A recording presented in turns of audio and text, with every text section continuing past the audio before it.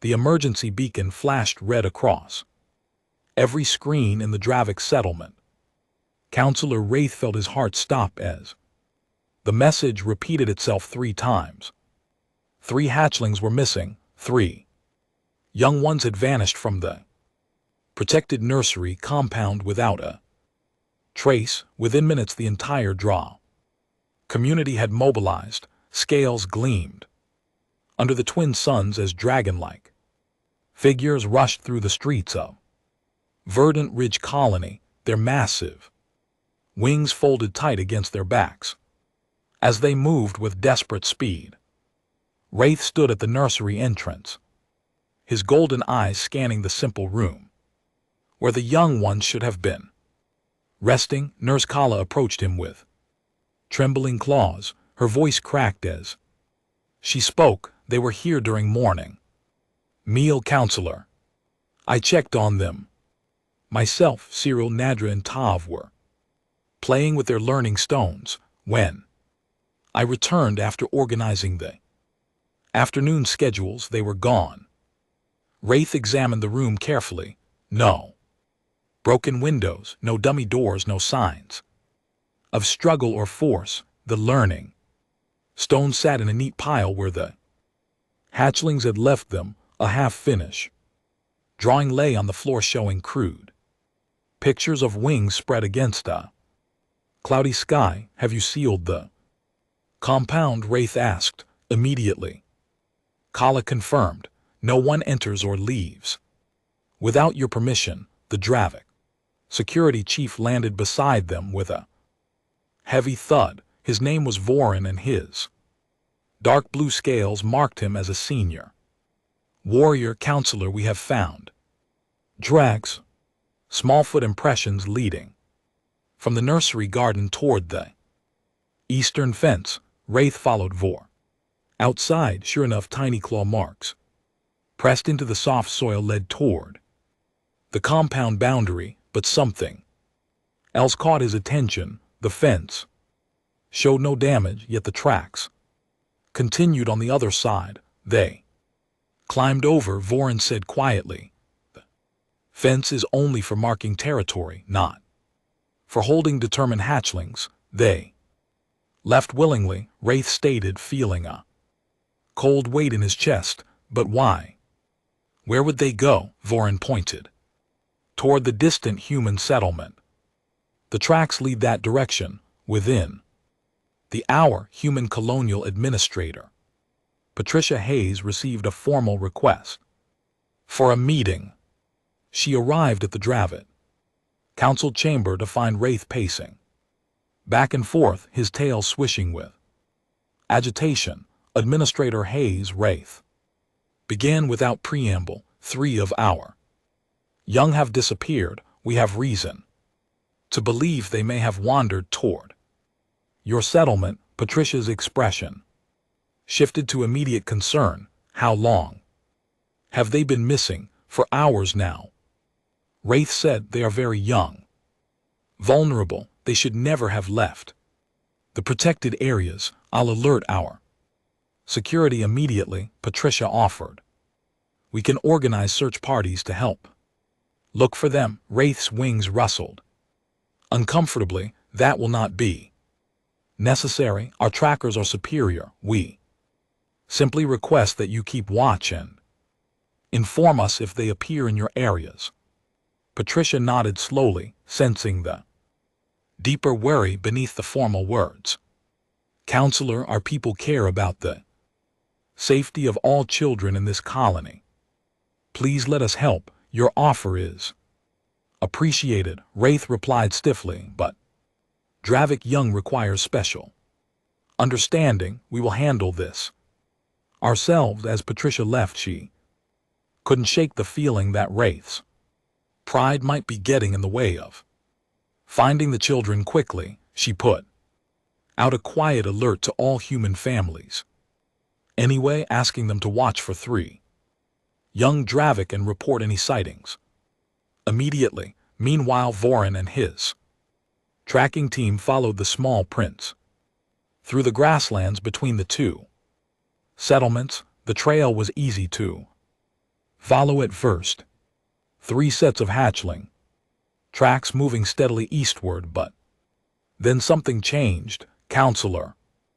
Vorin called out, "You need to see this." Wraith hurried over to where Vorin crouched beside a patch of bare ground. They're clear as sunlight were additional footprints, human footprints. Small ones belonging to human children. How many? Wraith demanded. At least 5 or 6 different humans, Vor reported. All young based on the size. The tracks merge here and continue together. Wraith felt anger and fear mixing in his chest. Human children, his people's precious. Hatchlings were with human young ones. The humans let their offspring roam freely, unsupervised, taking risks that no responsible Dravic parent would ever allow. What if the human children led his hatchlings into danger? What if they encouraged reckless behavior? Follow the trail, Wraith ordered, quickly. Now the combined tracks led toward the human recreation district, an area filled with play structures and open spaces. Wraith had seen it before during diplomatic tour. Human children ran and climbed and jumped there with minimal adult supervision. The very thought made his scales itch with disapproval. When they reached the recreation district, Wraith demanded answers from the first human parent he encountered, a woman named Susan. Looked surprised by the accusation in his voice. Yes, my son David mentioned playing with some Draic kids. Susan said he and his friends went to the old landing field this morning. They've been going there all week to work on some project. The old landing field. Wraith's voice rose. That area is restricted. It has unstable ground and abandoned equipment. Why would you allow your children near such a place? Susan frowned. It's been deemed safe for years, Counselor. The kids play there regularly. They're building something. I think David's very excited about it. More human parents gathered, confirming their children had indeed gone to the old landing field before dawn. They seemed unconcerned, even casual about their offspring spending hours unsupervised in an abandoned area. Ray formed a search party immediately, including both Draic security and reluctant human parents. They moved quickly toward the old landing field, following a worn path through the grass. Hey, as they walked, Patricia caught up with them. Counselor, I think we should approach calmly. The children might be frightened if we come in force. My hatchlings should be frightened. Wraith snapped. They violated every safety protocol. They left protected areas. They associated with species who encouraged dangerous behavior in there. Young Patricia said nothing more, but her expression showed clear disagreement. The search party crested a small hill overlooking the old landing field. Wraith prepared harsh words for whatever foolish game he would find. Then he heard it, laughter, pure joyful laughter echoing across the abandoned field, and beneath that sound something else, a rhythmic whooshing noise he couldn't quite identify. The search party moved faster, clearing the hills, peeked to see what lay beyond. What they saw made every Dravic adult freeze in complete shock. Cyril spread her wings as wide as they would go, feeling the wind catch beneath the delicate membranes. Her heart pounded with excitement and fear as she stood at the top of the wooden ramp. Below her, soft padding covered the ground. To her left, Ben gave her an encouraging thumbs up. Remember what we practiced, the human boy called out. Lean forward, let your wings find the air current, and don't panic if you wobble. We've got spotters everywhere. Cyril looked down at the Other human children positioned around the landing area. Lucy stood ready with a guiding rope. Amy waited near the padding with medical supplies just in case. Two other human kids, David and Rachel, held measuring instruments that Cyril didn't fully understand but trusted completely. "You can do this," whispered Nader from beside her. Her fellow hatchling had already made 3 successful glides this morning. "It feels amazing." Tovik waited at the bottom of the ramp, his wings still damp from his own landing. He waved one claw excitedly. "It's like swimming but in the sky." Cyril took a deep breath and ran forward. Her feet left the ramp. For one terrifying moment, she felt herself dropping. Then her wings caught the wind, and suddenly she was flying, actually flying. The ground stayed beneath her as she glided forward, the air holding her up like invisible hands. She wanted to scream with joy, but remembered Ben's instructions about keeping her body straight. Her wings adjusted instinctively, tilting slightly to catch a crosswind. She soared over the landing pad and touched down with only a small stumble. The human children erupted. Cheers. Lucy ran over and hugged her, carefully mindful of her wings. "That was perfect. You stayed up for 12 seconds. Cyril felt pride swell in her chest. 12 seconds of flight. Back home in the nursery, the caregivers always said hatchlings couldn't fly until their wings fully matured at 15 years old. But here she was only 9 years old, and she had just flown. It had started 2 weeks ago when Cyril had been crying near the recreation district. She'd watched a bird soar overhead and realized she might never experience that freedom.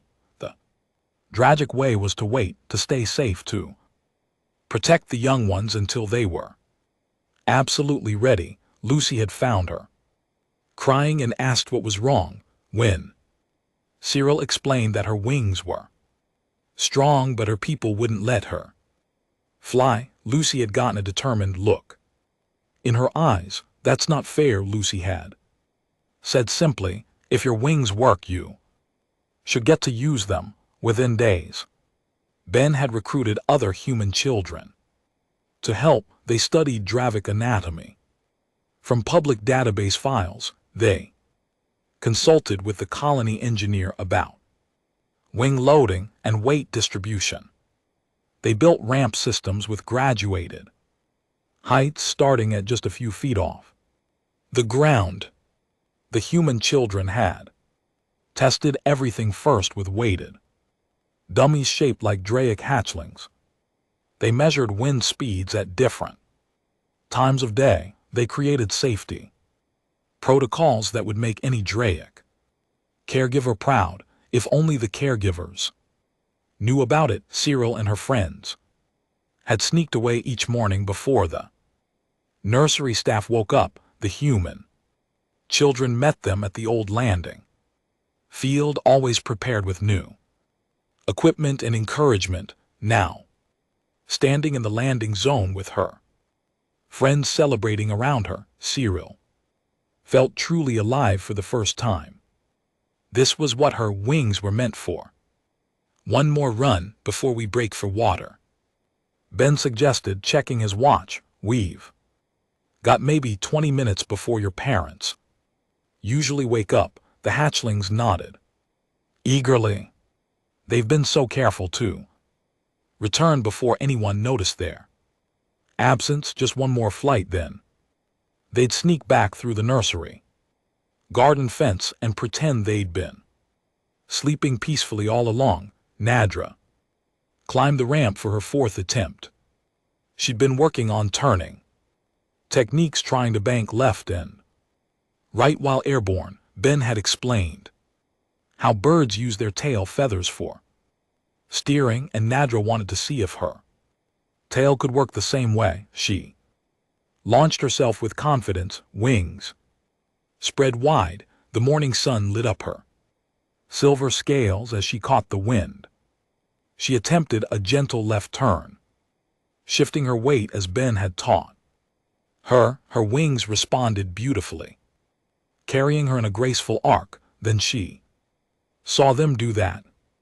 A group of adults stood on the hill overlooking the landing field, Dravik adults and human adults together, staring down at the scene with expressions of absolute shock. That Nadra's concentration broke. Her wings faltered. She started to drop toward the ground faster than planned. Nader of focus. Ben Shade, don't look at them, look at your landing spot. Training took over. Nadra shifted her attention back to the padded area, adjusted her wing angle, and landed hard. But safely. She rolled twice before coming to a stop. The adults on the hill began running down toward them. Cyril recognized Counselor Wraith's distinctive golden scales. Her own mother Kala flew down in short bursts, her face twisted with fear and anger. Patricia Hayes, the human administrator, jogged beside them, looking concerned but curious. Everyone, stay calm, Ben said quietly to the other human children. We knew they'd find out eventually. Just stick to the plan, tell the truth. Lucy moved to stand beside the three hatchlings, placing herself slightly in front of them in a protective gesture. The other human children formed a loose circle around their Dravik friends. The adults reached the landing field within seconds. Raid's voice boomed across the space. What is the meaning of this? Cyril, Nadratovic, come here. Immediately, the three hatchlings moved forward slowly, their wings drooping with worry. But before they could reach the adults, Cyril stopped. She looked back at Ben and Lucy, at all the human children who had given her the sky. Then she looked at Counselor Wraith and spoke in a clear voice. We were flying. Kala rushed forward and began examining Cyril frantically, checking for injuries, running her claws over wing membranes to ensure they weren't torn. Flying, you could have been killed.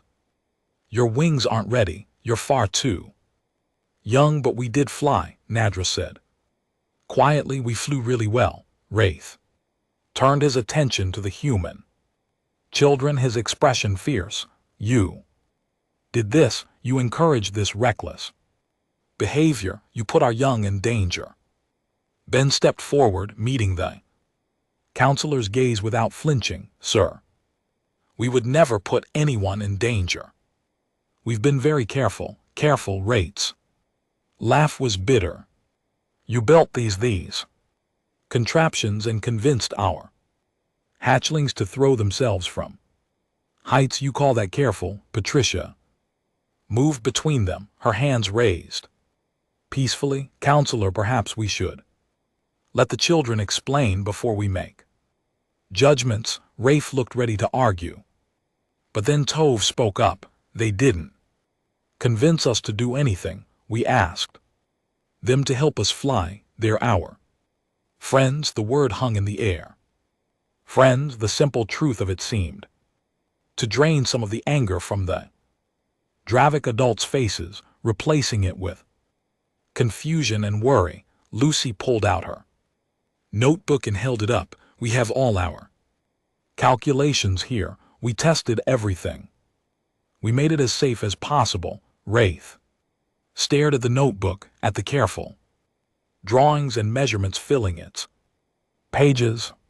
Then he looked at the elaborate ramp system, the safety padding, the organized layout of the entire training area. His voice was quieter when he spoke again. Why would you do this? Lucy looked at Ben, then back at Counsel Wraith. She took a breath and answered honestly, because Cyril was crying.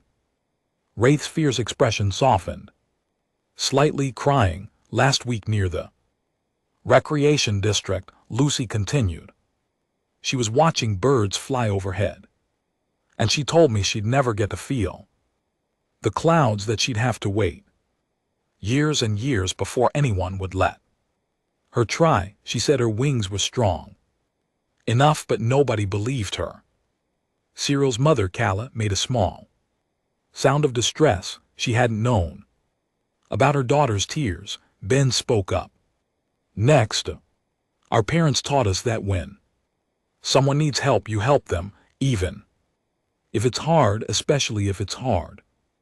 But your children yourselves, Wraith protested. How could you possibly know what you were doing? You could have hurt them badly. David stepped forward, carrying a tablet computer. We did research first, sir. We accessed the public medical database and studied Draic wing structure. We learned about hollow bones, muscle-to-toe ratios, and optimal launch angles. He swiped through screens showing detailed anatomical diagrams, mathematical calculations, and engineering principles. Rachel added, we talked to Mr. Harrison, the colony engineer. We didn't tell him exactly what we were building, but we asked him lots of questions about glider design and safety margins.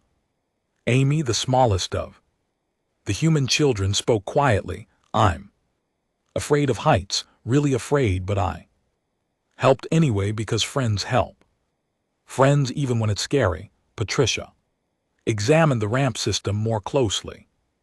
The construction was surprisingly sophisticated, multiple levels allowed for graduated difficulty. The safety padding was professional grade, likely borrowed from the recreation districts. Equipment storage, guide ropes provided. Additional control during landing approaches. You've been doing this for 2 weeks, Patricia asked the human children. 16 days, Lucy confirmed. We started with ground exercises first, wing stretches, muscle building, balance training. Then we used the lowest ramp, only 3 ft high. We worked our way up gradually.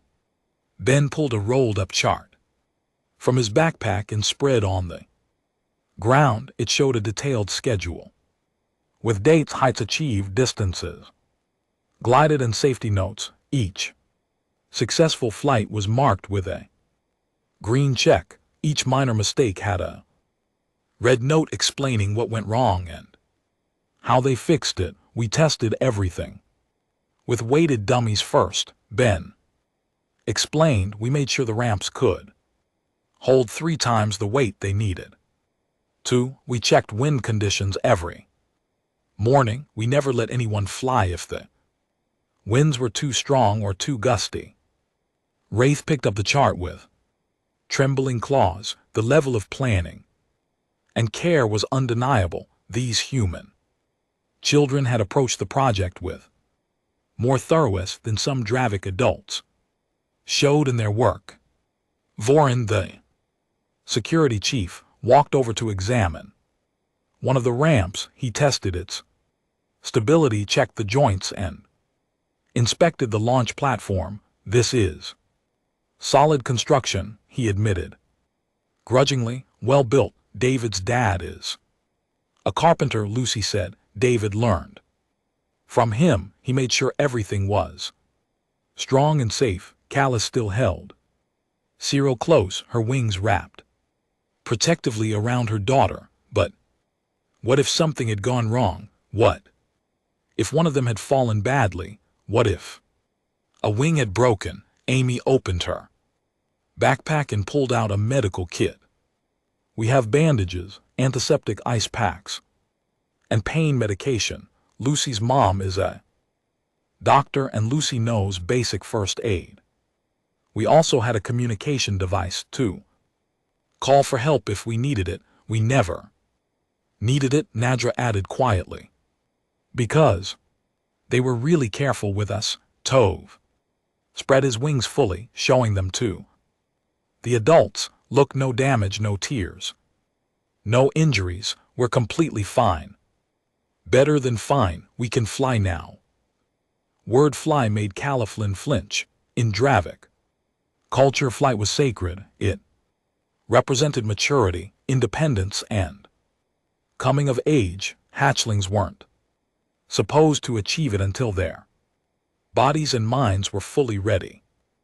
Usually around 15 years old, but looking at her daughter now, Calla saw something she'd never seen before. Confidence, joy. Cyril stood taller, her wings held with newfound certainty. You should see them fly, Counselor Patricia said gently, before you make any decisions. You should see what they can actually do. Wraith looked torn between anger, fear, and curiosity.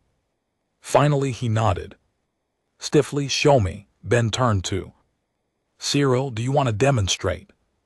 Cyril looked at her mother, asking silent permission. Calla hesitated for a long moment, then slowly unwrapped her wings and stepped back. She couldn't quite bring herself to say yes, but she didn't say no either. Cyril took that as permission enough. She walked to the medium height ramp, not the tallest one, but high enough to prove the point. Human children took their positions automatically, each one moving to their assigned safety spot, ready when you are. Ben called out. Cyril climbed the ramp with steady steps. At the top she paused and spread her wings. The morning sun caught the iridescent scales along the wing edges, making them shimmer with rainbow colors. She looked back once at her mother, at Counselor Wraith, at all the worried adults. Then she ran forward and leaped. Her wings caught the air immediately, spreading wide to capture the wind. She glided forward in a smooth, controlled descent, her body held in perfect position. About halfway through the glide, she attempted a gentle turn, banking her wings just as Ben had taught her. The turn was flawless. She curved through the air like she'd been born to it, her tail providing subtle steering adjustments. She lined up with the landing pad and touched down with barely a stumble, folding her wings gracefully as her feet found solid ground. The human children cheered. Cyril turned to face the adults with her head held high. Callus stood frozen, one claw pressed her chest. Tears ran down her scaled face. But they weren't tears of fear anymore. They were something else entirely. Wraith stared at the young hatchling who had just performed a maneuver that should have been impossible for her age. His voice was barely a whisper. How long did it take you to learn that turn? 3 days, Cyril answered. Ben taught me about weight distribution and air currents. Lucy helped me practice the motion on the ground first. Voron watched as Nadra took her turn next, executing an even more complex gliding pattern with multiple turns. Then Tovik flew, showing off the distance he could cover in a single glide. Each hatchling flew with genuine skill and obvious joy. Patricia stood beside Wraith, watching his face as he processed what he was seeing. Counselor, I know this isn't the Dravik way. I know it seems reckless to you, but look at them. Really look. Wraith did look. He saw 3 young hatchlings who moved with confidence and capability. He saw human children who had dedicated weeks of effort to helping friends achieve their dreams. He saw careful planning, genuine safety measures, and results that spoke for themselves. Behind him, more Dravik families had arrived, drawn by news of the missing hatchlings. Other young Dravik crept closer, their eyes wide as they watched their peers fly. Wraith could see the longing in those young faces, the same longing Cyril must have felt when she cried watching birds point. One of the newly arrived hatchlings Small male named Pell whispered to his mother, "Could I learn to fly too?" His mother's immediate response was, "Absolutely not," but her voice lacked conviction. She too was watching the demonstration with stunned realization. Wraith made a decision that would change everything. Wraith raised his voice so all the gathered adults could hear him. "I want to meet with the Dravidic Council immediately, and I want these human children to attend." Kala looked shocked. "Counselor, surely the children shouldn't be involved in formal proceedings. They created this situation," Wraith replied. "They should help us understand it." 2 hours later, 6 human children sat in the Dravid Council chamber for the first time in colony history. The circular room had high ceilings and perches. Adult Dravic could roost while conducting business. Ben, Lucy, David, Rachel, Amy, and a boy named Chris sat in chairs specially brought in for them, facing a semicircle of Draic elders. Patricia Hayes sat with the children, offering moral support. The 3 hatchlings who had learned to fly sat with their parents in a separate section, required to attend since the matter directly concerned them. Elder Myra, the oldest member of the council, spoke first. Her scales were pale with age, and her voice carried the weight of many years. "Young humans, we must understand your thinking. In Dravic culture, we protect our young above all else. We keep them safe until they're truly ready for independence. What you did violates everything we believe about responsible care for children." Lucy glanced at Ben, who nodded encouragingly. She stood up to address the council. "Ma'am, we understand that our cultures are different, but we saw friends who were sad. We saw friends who had abilities they weren't allowed to use. That didn't seem right to us. It wasn't your place to make that judgment," Myra said, though not unkindly. "These are not your young. They're our friends," David said simply. "Where we come from, that means something." Another council member, a stern-faced male named Tajith, leaned forward. "Friendship does not override safety. You exposed our hatchlings to serious danger." Chris, who had been quiet until now, spoke up. "But we didn't, sir. We made it safe. We tested everything. We went slow. We never pushed them to do anything they weren't ready for. And who decides when they're ready to demand it? You children yourselves." Ben stood up beside Lucy. "We let them decide. We gave them the tools and knowledge. They chose what they felt ready to try. Every single flight was their choice." Wraith had been listening quietly, his expression unreadable. Now he spoke. "Tell me about your parents. What do they think of this project you undertook?" The human children exchanged uncomfortable glances. Rachel answered carefully, "We didn't tell them everything. They knew we were working on a building project at the old field. They didn't know exactly what we were building or who it was for." "So you deceived them," Myra said. "We didn't lie," Lucy protested. "We just didn't explain all the details. We knew if we told them they might make a stop. And Cyril really needed to fly."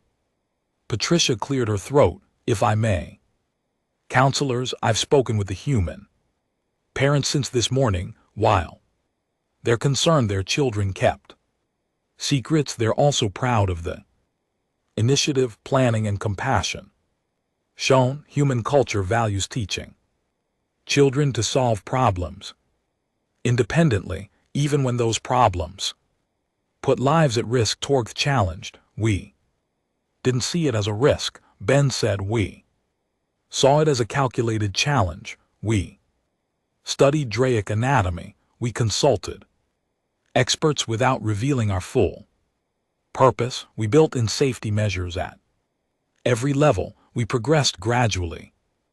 Over weeks. That's not reckless, that's responsible problem solving. Kala, sitting with Cyril, finally spoke. Her voice shook with emotion. But she's my baby. She's only 9 years old. 9, in our culture that's barely old enough to be away from parental supervision at all, much less attempting flight. Cyril looked at her mother with pleading eyes. Mama, my wings are strong, you've seen it. Now I can fly. Just because you can doesn't mean you should, Caller replied. There are reasons for our traditions. Reasons built on generations of wisdom and experience. Lucy's mother, Dr. Sarah Mills, had been allowed into the chamber. As a witness, she spoke up now. Mrs. Kala, I understand your fear. As a mother myself, I know the terror of watching your child take risks. But I also know that children who are never allowed to challenge themselves never learn their true capabilities. Myra turned her attention to the 3 hatchlings. Cyril, Nadratovic, you violated nursery rules. You left protected areas without permission. You worried your families deeply. Do you understand the seriousness of what you did? All 3 hatchlings lowered their heads. Cyril spoke for them. Yes, Elder Myra, we're sorry we caused worry, but we're not sorry we learned to fly. Why? Myra asked. Why was it so important that you couldn't wait a few more years? Nadra looked up, her silver scales catching the light. Because waiting felt like a cage, Elder. Our wings ought to move. Our hearts wanted the sky. Every day of waiting felt like forever. Tove added. And because we knew we could do it, we felt it in our bones. The humans believed in us when nobody else did.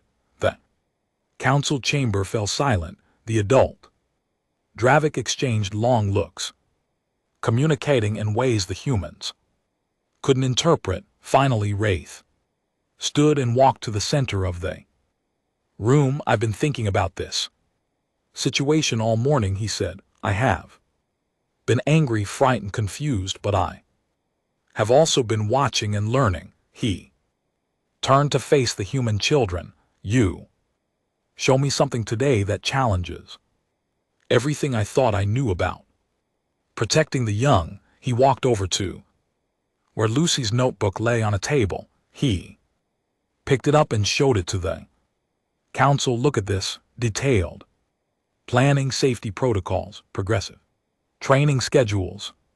These children approach teaching our young to fly with more care and thought than I have seen in many adult projects. But they're still children, Torgth protested. Playing at being teachers, are they?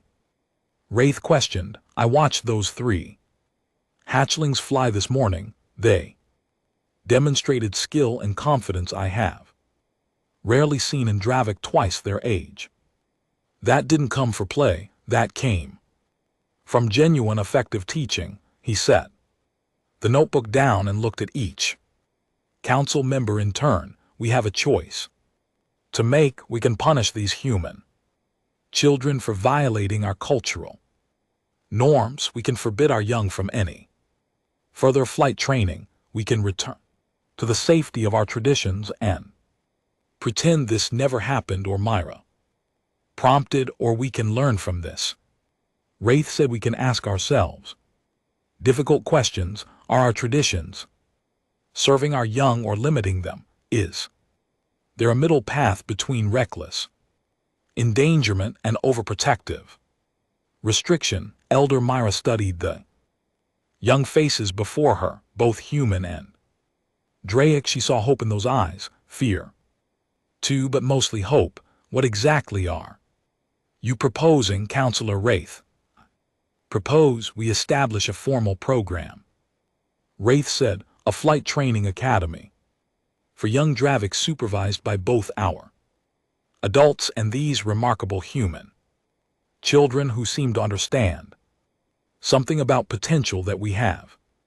Forgot, the chamber erupted in shocked whispers. Torg stood up, his wings spreading in agitation. You cannot be serious. Formalize this dangerous activity with children as instructors, not as primary instructors, Wraith clarified, but as consultants and mentors. They have knowledge we lack. They have a perspective we need. He looked at Ben and Lucy. Would you be willing to help us create a safe, structured program for flight training? One that respects both our need for safety and our young ones' need for challenge. Ben and Lucy looked at each other, then at their friends. Finally, they looked at Cyril, Nadra, and Tovik. The three hatchlings watched them with desperate hope. Ben turned back to Wraith and smiled. Yes, sir, we'd be honored to help. The first official meeting of what would become the Flight Academy took place 3 days after the council decision. Ben stood in the community center, facing a room full of skeptical adults and eager young hatchlings. Lucy stood beside him with her precious notebook, now expanded with additional pages of ideas and safety protocols. Voron, the security chief, had agreed to oversee the program's safety aspects. He crossed his arms as he addressed the gathered crowd. Before we begin, everyone must understand this is a trial program. One serious injury, and we shut down immediately. Understood, Ben agreed. That's why safety comes first in everything we do. David set up a presentation using a borrowed projector. The first image showed the ramp system they'd built with labeled safety features highlighted. We'd like to start by explaining our approach, David said. Every piece of equipment serves multiple purposes and everything has a backup safety measure. Rachel walked the adults through their testing methodology. She explained how they'd calculated weight loads, tested materials for stress tolerance, and designed the progression system from lowest to highest difficulty. The Dravik adults listened with growing interest, asking technical questions that Rachel answered confidently. Kala raised her claw hesitantly. I still don't understand how you knew what was safe. For Draic physiology, you're not doctors or scientists. Lucy's mother, Dr. Mills, stepped forward. Actually, they consulted me without realizing it. Lucy asked me dozens of questions about bone density, muscle development, and injury prevention over the past month. She framed them as general curiosity about anatomy, but she was gathering the information she needed. We also watched videos of adult Draic in flight. Amy added, we studied how you move your wings, how you angle your bodies, how you land. We taught the hatchlings based on what we saw you doing naturally. Myra, the eldest council member, studied the young humans with new appreciation. You reverse engineered flight training by observing our adults. Yes, ma'am. Ben confirmed. We figured you already knew how to fly properly. We just had to break down those movements into steps that could be taught and learned gradually. Over the next hour, the human children presented their complete program. Tork, who had been the most resistant council member, found himself nodding along as they explained their progression system. It started with ground exercises to build wing strength, moved to very low glides of just a few feet, then gradually increased height and distance as each student demonstrated mastery. What about instruction? Vor asked. How do we ensure quality teaching? Chris pulled out a training manual he'd been working We've documented everything we learned, every exercise, every safety check, every common mistake we noticed, and how to correct it. Any adult Dravik can use this manual to teach, even if they've never taught before. Patricia Hayes, watching from the back of the room, felt pride swell in her chest. These children had created a comprehensive educational program in a matter of weeks. They'd done it with limited resources, no official support, and nothing but determination and compassion to drive them. Cyril raised her claw in the young hatchling section. "Can I say something?" Myra gestured for her to speak. "Before Ben and Lucy helped us, I thought I'd have to wait 6 more years to fly," Cyril said. 6 years of watching birds and feeling sad. 6 years of knowing my wings could work, but not being allowed to try. That felt so unfair. She looked at her mother. "I know you were protecting me, Mama.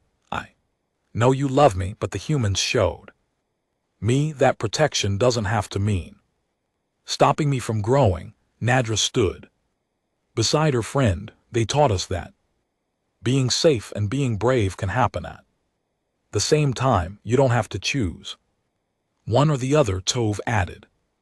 "And they never got tired of helping us, even when we messed up, even when I crashed into the padding 5 times in one day. Ben just smiled and helped me figure out what I was doing wrong." The room fell quiet as the impact of the hatchlings' words sank in. These weren't just children who had learned a physical skill. They'd gained confidence, self-awareness, and a new understanding of their own potential. Wraith stood and addressed the assembly. "I believe we should move forward with this program.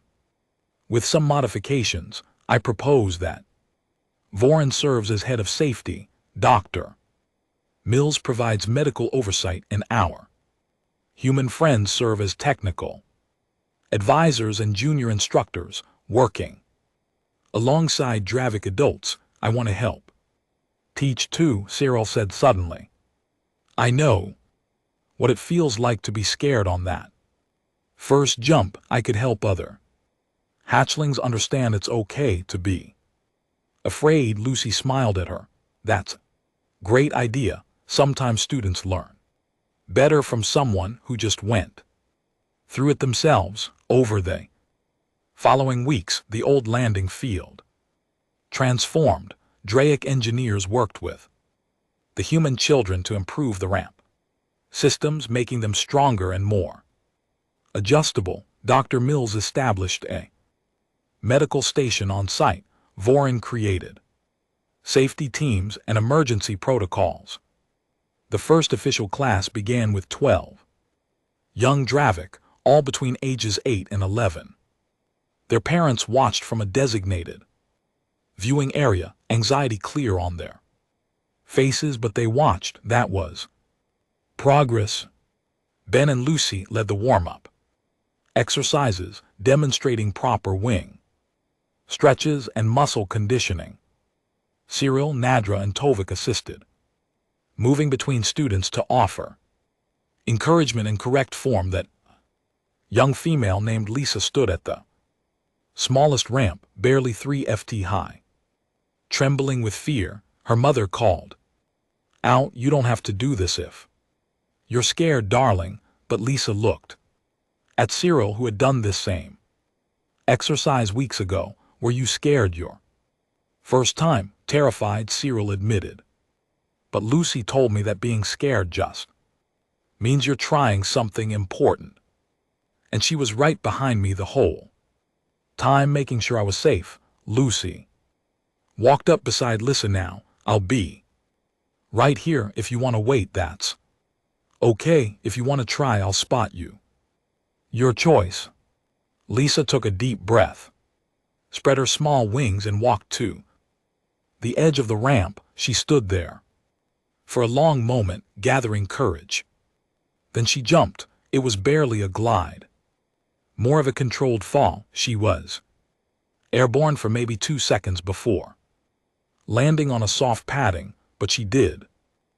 She flew. The viewing area erupted. In applause, Lisa's mother had tears streaming down her face, but she was smiling. One by one, the young Dravik took their turns. Some flew beautifully on the first try, others needed multiple attempts. A few decided they weren't ready and chose to wait and watch, which the instructors praised as a smart decision. That be why the end of the first day, 8 out of 12 students had completed successful glides from the lowest ramp. The other 4 had tried ground exercises and decided to build more strength before attempting flight. Voron pulled Ben aside as they were cleaning up. I owe you an apology, young human. When I first saw what you'd done, I thought you were reckless fools. I was wrong. You were just protecting the hatchlings, sir, Ben replied. Same as we were, just in a different way, perhaps. Voron said, but you saw potential where we only saw risk. That's a valuable gift. As the sun set over Verdant Ridge, the new flight academy stood as proof that 2 different cultures could learn from each other, that children could teach adults, and that sometimes the bravest thing you can do is trust someone else's wings to carry them. 3 months had passed since the flight academy officially opened, and the old landing field looked completely different. Professional ramp systems stood in graduated heights. Safety nets hung at strategic points. Small building housed medical supplies, equipment storage, and a classroom for theoretical instruction. A scheduled board showed training times for different age groups. Most importantly, the sky above the field was full of young Draic practicing their flight skills. Lucy stood in the landing zone with her clipboard, timing a student named Pell as he attempted his first long distance glide. Pell was a nervous hatchling who had taken weeks of ground training before feeling ready to fly. Today was his breakthrough moment. 30 seconds, Lucy called out as Pell soared overhead. You're doing amazing. Remember to check your wing angle. Pell adjusted smoothly, his confidence growing with each second he stayed airborne. He lined up his landing approach and touched down with only a slight stumble. His face split into a huge grin. I did it, did you see? Stayed up for 30 seconds. Lucy ran over and high-fived him carefully. You absolutely did. That was a perfect glide. How'd it feel? Like everything made sense, Pell said, his voice full of wonder. Like my wings finally got to do what they were always meant to do. Nearby, Ben worked with a group of advanced students on turning techniques. Cyril had progressed so much that she now assisted with teaching these classes. She demonstrated a banking turn while explaining the theory behind it. You have to trust your tail, Cyril told the watching student. It's not just decoration, it helps you steer. Small movements make big differences in the air. One of the students, a male named Trix, attempted the maneuver. His first try was wobbly, but his second attempt was nearly perfect. Cyril cheered for him, and Ben marked his progress in the official training log. The program had grown beyond anyone's initial expectations. Word had spread to other colonies about the success at Vern Ridge. 3 other settlements had reached out asking for guidance in starting their own flight meets. Ben and Lucy had spent hours on video calls, sharing the materials and answering questions. Dr. Mills had published a medical paper on safe flight training for young Dravik using data collected from the academy. Her research showed that with proper preparation and progressive training, hatchlings as young as 8 could safely learn basic flight skills with no increased injury risk compared to traditional methods. The paper had caused controversy in some Draic communities, but it had also sparked conversations about tradition versus adaptation. Wraith visited the academy regularly now, often bringing other DRAC leaders to observe the program in action. Today he arrived with a delegation from a neighboring colony who seemed skeptical about the whole concept. This is highly irregular, one of the visiting leaders said, watching young hatchlings soar through practice courses, allowing children to fly so young goes against centuries of our cultural wisdom. I thought the same thing 3 months ago, Wraith admitted. Watch for a while, then decide. They watched as Nadra, now one of the Academy star students, performed a complex aerial routine sheet.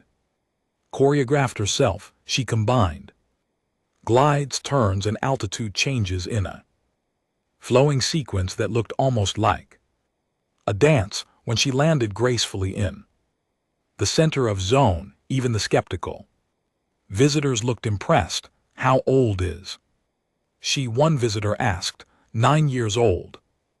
Wraith replied, she's been training for 3 months. Patricia Hayes joined the group, greeting the visitors warmly. What you're seeing is the result of combining Draic physical capabilities with human teaching methodology. Neither species could have achieved this alone. Vor approached with his daily safety report. No injuries today, actually. We've gone 47 days without any injury. More serious than a scraped claw. Our safety record exceeds most adult Dravic flight training programs. The visiting leaders exchanged surprised glances. One of them asked, how is that possible with such young students? Because we teach them to respect their limits, Lucy explained, overhearing the question. We teach them that saying, I'm not ready yet, is just as important as saying I can do this. Nobody gets pushed. Everyone progresses at their own pace. Amy demonstrated this principle by working with a hatchling named Sarah, who had decided she needed more ground training before attempting the next level. Instead of pressuring her, Amy praised her self-awareness and helped her develop a strengthening routine to prepare for future success.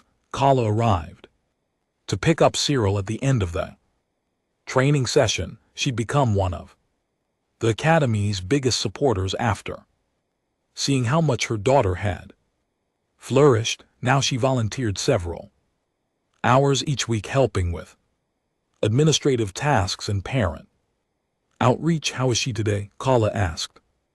Ben, fantastic. Ben replied, she's really becoming an excellent teacher. The younger students look up to her. Cyril ran over to her mother, wings still quivering with excitement from the day's activities. Mama Hell did his first long glide today. I helped him practice his approach angle and he was so brave. Kala wrapped a wing around her daughter affectionately. I'm proud of you, little one, not just for your flying but for helping others find their wings too. As the day session ended, students and instructors gathered for the closing circle, a tradition started by the human children. Everyone shared one thing they'd learned or accomplished that day. It helped build community and allowed quieter students to be heard. Today, young Lissa spoke up. I learned that falling isn't failing. I crashed 3 times today, but Lucy told me that every crash teaches you something, so learned 3 new things about landing.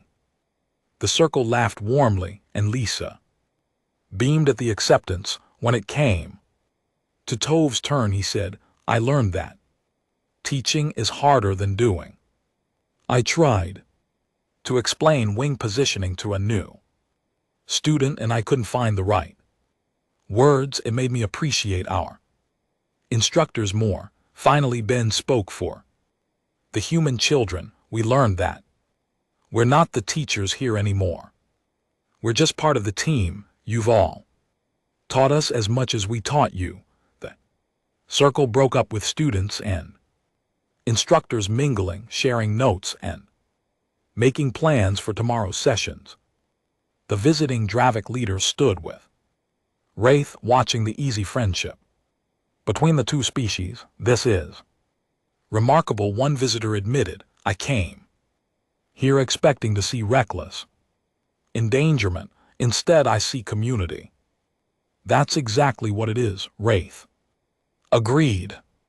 The flight training is important, yes, but what these young ones have built together is bigger than learning to fly. They've shown us a new way forward. As the sun began to set, painting the sky in shades of orange and pink, a group of young Dravik gathered at the highest ramp. They'd earned the right to fly from this height, having mastered all the lower levels. Cyril, Nadra, and Tovik were among them, preparing for one final glide before day's end. Lucy and Ben stood at the bottom, ready to observe and ensure safety, but they weren't needed. Not really. The young Dravik knew what to do.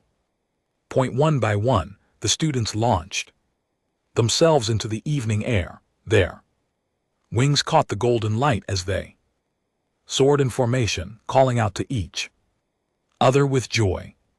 They flew in circles above the academy, celebrating another successful day. Patricia stood with Wraith, watching the beautiful sight. 3 months ago, this seemed impossible. 3 months ago, I would have called it dangerous and foolish, Wraith said. Now, I wonder how we ever thought keeping them grounded was the answer. He paused, then added quietly, your human children taught us something profound. They taught us that protecting someone doesn't mean stopping them from flying. It means teaching them to fly safely. And your young ones taught our children something too, Patricia replied. They taught them that having knowledge means nothing if you don't use it to help others. As darkness fell over Verdant Ridge, the lights came on around the flight academy. Tomorrow would bring new students, new challenges, and new achievements. The academy had become more than just a place to learn flight techniques. It had become proof that different species, different cultures, and different ways of thinking could come together to create something neither could build alone. In the distance, the last of the young flyers landed safely. Their laughter echoed across the field as they congratulated each other on another day of reaching for the sky. Human children and Dravik hatchlings walked together toward their homes, already planning tomorrow's adventures. The dragon children had disappeared that morning 3 months ago. They'd been found laughing as human kids helped them fly, and in the process, they'd all learned the most important lesson of all, that the strongest wings are built on trust, friendship, and the courage to help each other soar.